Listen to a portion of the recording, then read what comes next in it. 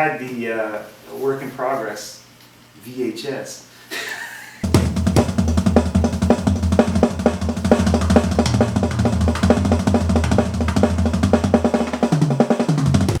A huge inspiration for most drummers. There's not a drummer that doesn't know Neil Peart.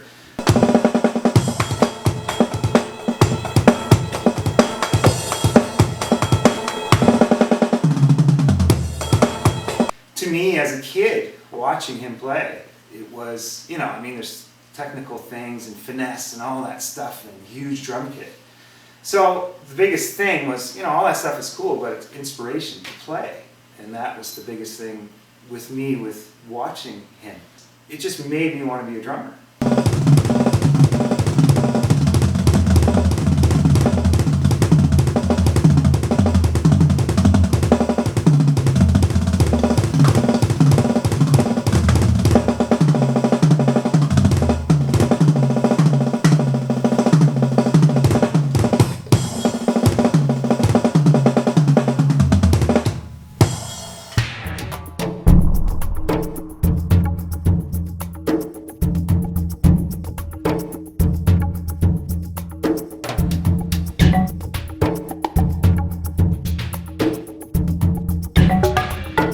Broadcasting almost live from beautiful Halifax, Nova Scotia, Canada.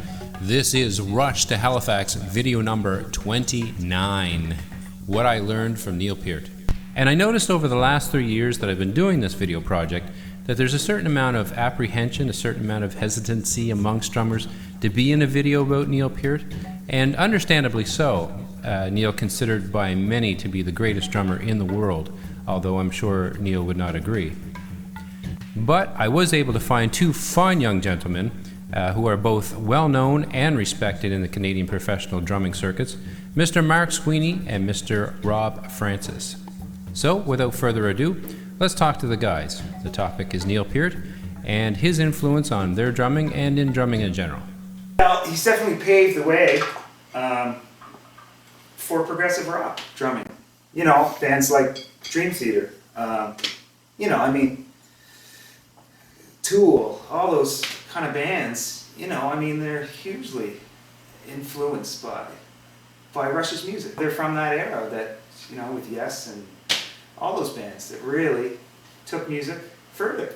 The first one is Animate, the opening track on Counterparts, which the bass player I was playing with at the time gave me the Counterparts album.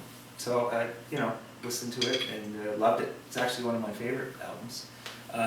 What I love about Animate is that it starts off with a great groove, you know. It's not that it's particularly hard to play, but the way he incorporates the bell of the ride on the offbeats, you know, and just the feel of that song when it starts. It's just, you know, when the bass comes in, it's just so smooth but what I always loved about Neil too is he always had that great sense of groove, and you know, his timing is impeccable. So I'm just going to play the intro to that.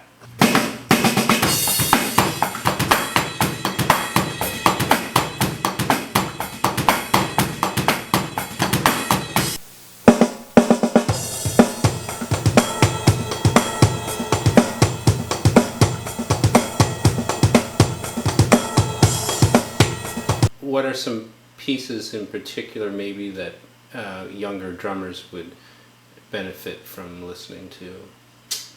I think all of Rush. I mean, you listen to the first album, I mean, it was pretty straight ahead. Meat and potatoes, rock and roll. There's a lot of cool licks, and you know, just basic things, you know, to start learning to play drums with, you know.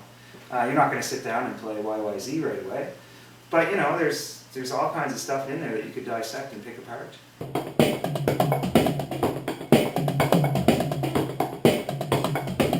I had the work in progress, which was awesome. You know, he sat down for the, you know, and went over every song on. Thank you. That's correct. Yeah, so he went through everything, and you know, he had like the slow motion thing. They slowed the camera down to show certain fills and stuff like that.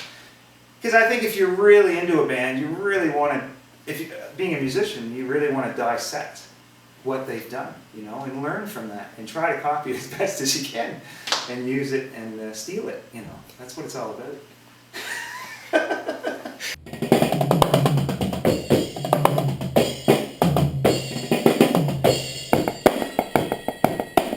Red Sector A.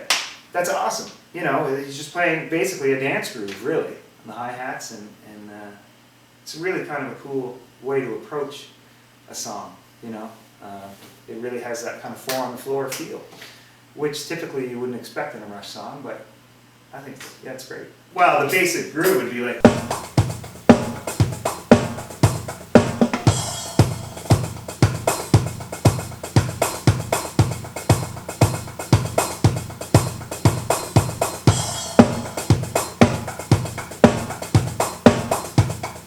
find, which I like personally,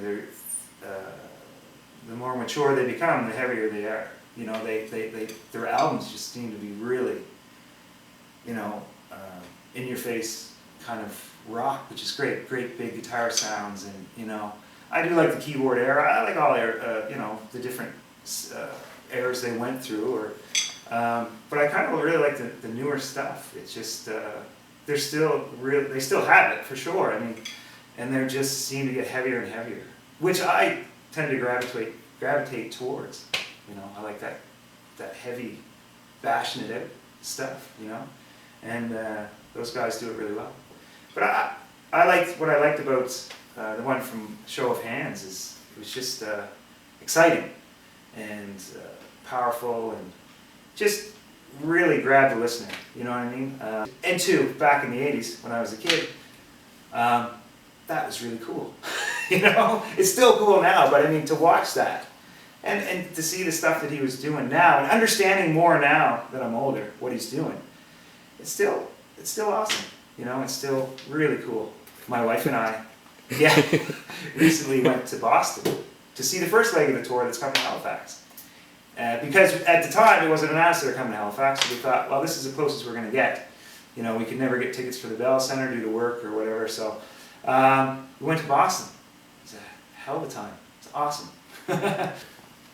It changes all the time. You know, I love progressive music. So Mike Portnoy from Dream Theater, now Mike Mangini. I love Thomas Lang. But you know what? I love Tico Torres. Nobody can play a ballad like that guy.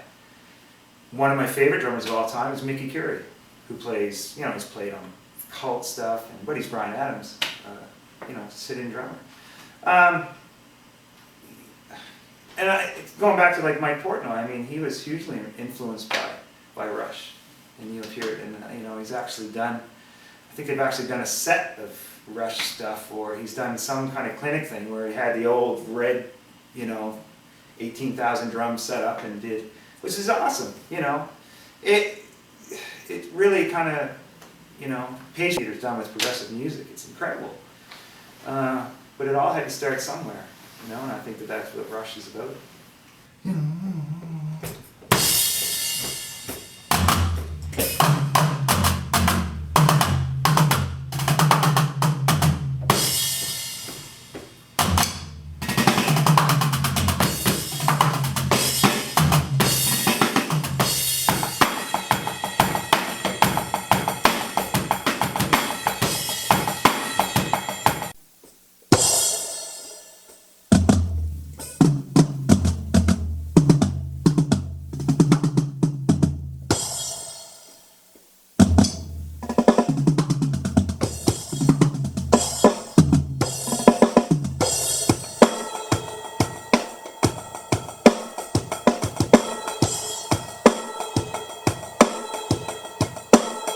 But it starts off with the drums. That's the opening track, and it's just really forceful, and it's, you know, really in your face, and it's, you know, it's saying, you know, we're back. Here we go.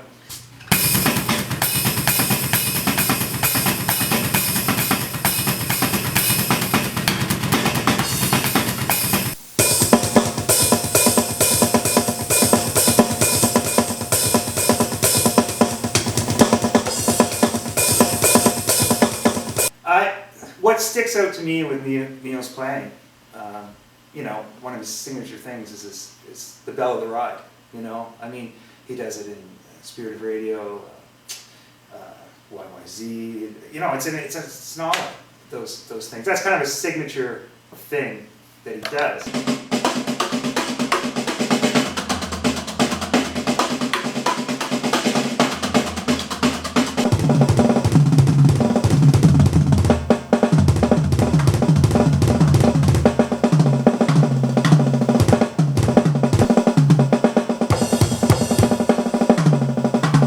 Never get close to Neil.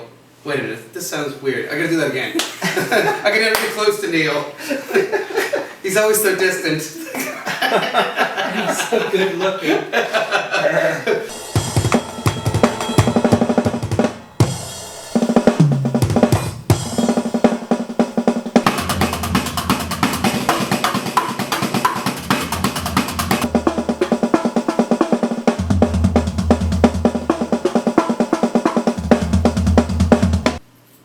Neil Peart was an influence because of his ability to play the same thing twice.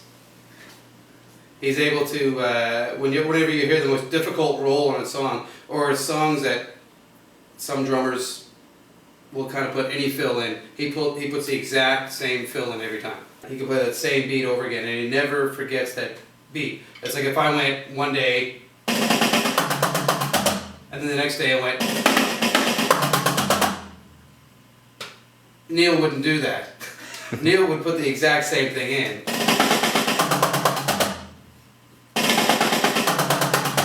Over and over again. What years or how old were you when you first started taking notice of Rush and the fact that the drums were really great? I gotta say, I first heard Rush during the late 70s, but I really didn't take notice of them until I heard Distant Early Warning. And once I heard that song, I started really noticing the drums. And I started saying, like, you know, I was into other drummers before that, but once I heard that one song, that was it. It changed my my love for drums. I look at Neil Peart as a human metronome. So that's one of the first things that I teach my students, is to use a metronome.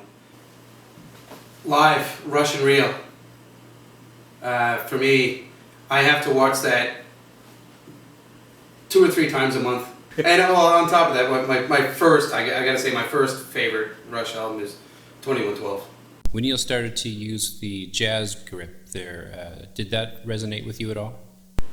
Yeah, I started listening to more, a little more big band stuff, like Buddy Rich Big Band, and it always looks so neat to have that, for someone to drum with that grip, and it's harder than what it looks. So yeah, it has influenced me to start playing that way a little more. I can get more of a powerful hit out of it. It depends on your angle of your snare as well. Like I angle my snare a little bit more if I want to do that type of grip, which I don't use too often, but for, you know, slow nights, slow gigs, I'll mess around with it just for fun. Neil sticks most of the time, if you notice. They look like they're like this long, but they're like ProMark huge sticks. Yeah. They're long, and they're too long for me to use. I can't really use them unless I chop a 1/4 inch off the bottom of them. Favorite Rush tunes because of the drum tracks are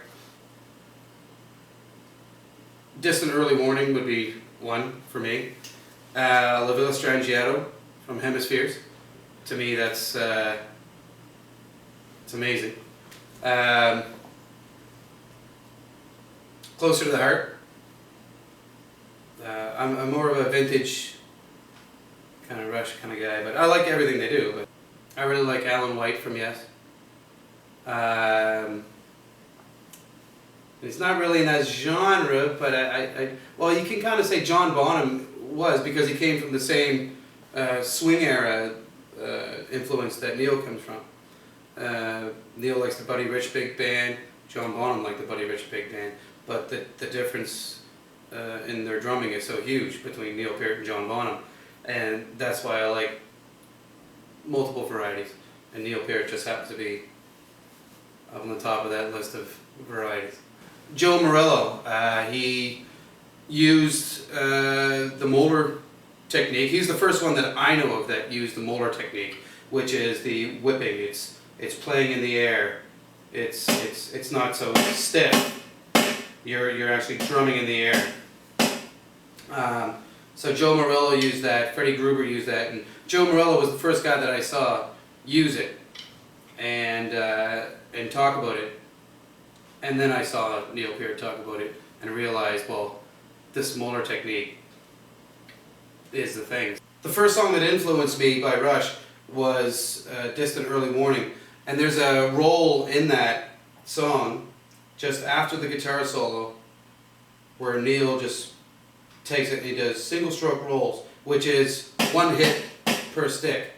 So he does a fast one where it integrates a very fast roll to a slow roll again. So it's like, so that's the roll, single stroke roll. Right. The second song, timing wise, was Closer to the Heart, in which during the guitar solo he'll do a very weird timing. I call it weird timing, but it sounds like this. From the first of the guitar solo.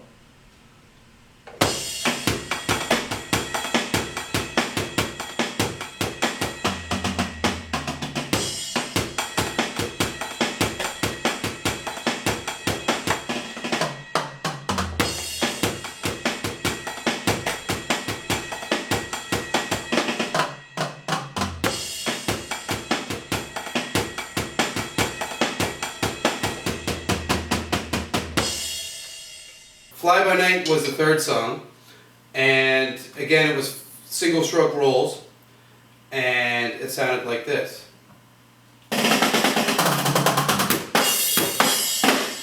That was the single stroke roll, which is one hit per stick. You're not bouncing, you're just... That's it. What are the little techniques that Neil does that you that catch your ear for one reason or another? It's his ride cymbal. It's the patterns that he does in the ride. Like that. And it made me pay more attention to paradiddles, which you can... My favorite is right, left, right, right, left, right, right, left, which Neil does a lot in songs. So you can get that...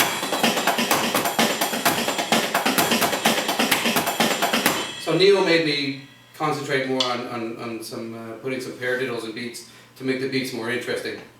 Every single audience member will do the Neil Peart in front of you when you're drumming.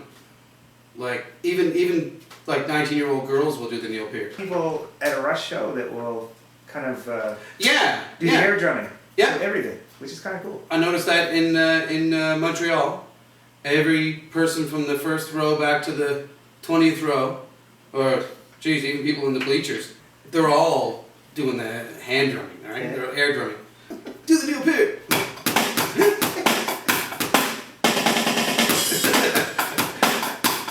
Do the Neil Peart.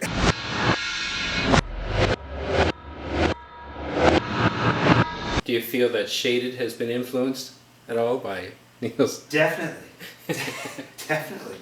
When I'm playing a two-step, I'm thinking Neil Peart, for sure.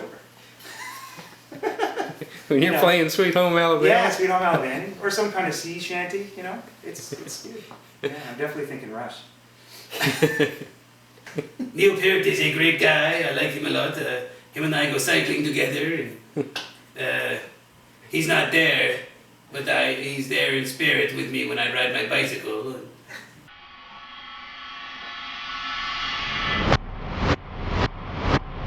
It's a on-the-spot bicycle, but it's great. He's great to have with me, usually in my headphones.